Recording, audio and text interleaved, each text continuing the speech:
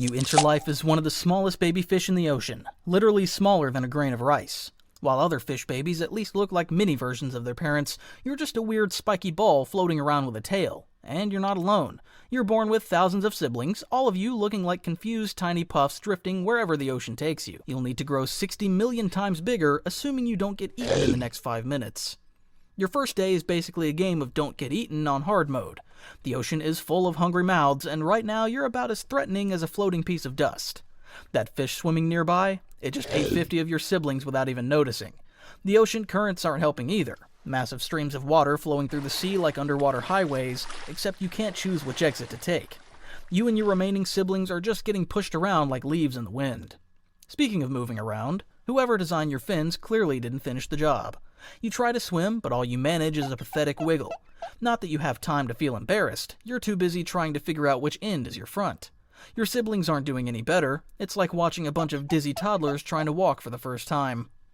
Your first attempt at finding food is even worse. Your mouth doesn't even close properly. You're stuck with a permanently surprised face. You spot some tasty-looking plankton floating by, but catching food with an always open mouth is like trying to catch water with a broken net. Most of it just flows right past when you spin around helplessly. Just when you think things can't get any worse, you discover another design flaw. You can't swim backwards. At all. Ever. Got something scary coming at you from the front? Too bad. Your only options are to keep swimming forward and hope for the best, or try to turn around like you're learning a new dance move. The hours turn into days, and somehow you're still alive, though you're pretty sure it's more luck than skill. You drift through the ocean like a lost balloon, eating whatever floats into your permanently open mouth. Your siblings? Most of them are already someone's snack. Out of the thousands of baby sunfish born with you, maybe 1 or 2 will make it to adulthood. Right now, your odds aren't looking great. But hey, at least you're not alone in your struggle.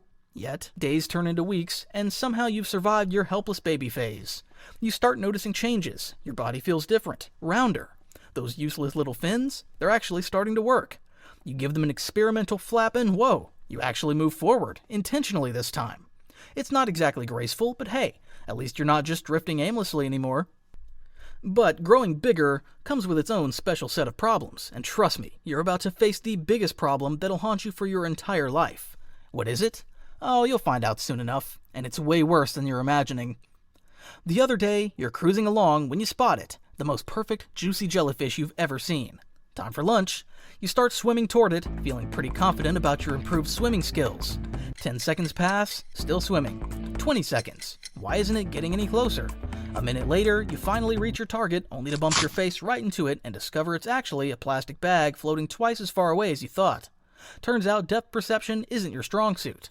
This happens 3 more times that day alone. At this point, you're starting to think maybe you need glasses. Now you're facing a different problem. You keep floating to the surface like a broken pool toy. Apparently, nobody told your body that fish are supposed to stay underwater. One morning, you find yourself stuck up top, getting roasted by the sun. Ever tried pushing a balloon underwater? Yeah, that's your life now. You're drifting near the surface one day, trying to spot some jellyfish for lunch, when you hear a weird rumbling sound. Something massive is moving towards you. Your brain takes way too long to process what it is. Oh wait, that's a boat. And it's not as far away as you thought. Thanks again, terrible depth perception. You try to dive down, but of course your body decides this is the perfect time to float like a cork. At the last second, you manage an awkward panic dive. The boat passes right over where you were floating, leaving you with a racing heart and a new item on your trying not to die checklist. Once your heart stops racing and you finally calm down, your stomach reminds you why you were up there in the first place. Food. You spot what looks like the perfect jellyfish floating nearby. Swimming closer, you open your already open mouth, not like you have a choice, and chomp down confidently. Nope, plastic bag. Again. You spit it out only to see another jellyfish drifting by. This one has to be real, right? Wrong. Another plastic bag. Having a permanently open mouth isn't helping. You're basically a swimming vacuum cleaner that can't turn off. And then it starts. A tiny itch at first, like a tickle you can't scratch at your back. But this isn't just any itch, and it's about to become the biggest nightmare of your life. Welcome to the worst part of being a sunfish. You're about to become a living hotel for parasites. And not just a few parasites, we're talking hundreds of them, inside and outside your body. They start setting up camp everywhere. On your skin, in your gills, even in your organs. Think it can't get worse? These aren't normal-sized parasites. Some of them are longer than your fins. They're burrowing into your flesh, throwing parties in your stomach, and probably charging rent to each other. The worst part?